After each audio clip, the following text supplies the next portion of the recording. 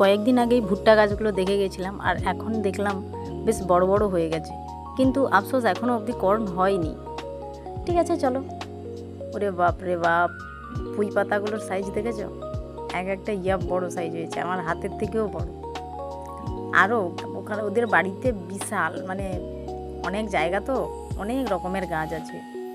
এখানে ফেলেছে বেগুনের চারা গাছ, এগুলো বিক্রির জন্য রেখেছে, কয়েকটা বিক্রি হয়ে গেছে আর এইগুলো পড়ে আছে। আমি ওই চারাগুলো নিয়ে একটু ঢং করে নিলাম।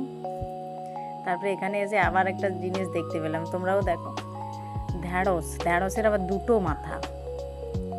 তো হ্যালো এভরিওয়ান, আমি সঞ্চয়িতা, তোমাদেরকে অনেক স্বাগত আমার নতুন একটি ব্লগে।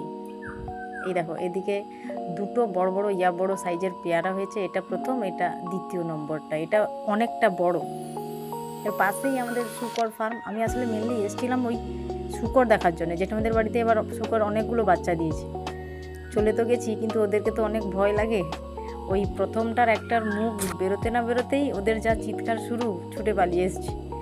তারপরে পা হাত রীতিমতো ধুয়ে নিয়ে বাড়ি যাওয়ার জন্য একদম রওনা দিয়ে দিলাম। মাঝখানে দেখলাম জেঠুমাদের গরুটা বেশ সুন্দর, আস্তে আস্তে করে হাত দিচ্ছি, কারণ একবার যদি গুটিয়ে দেয়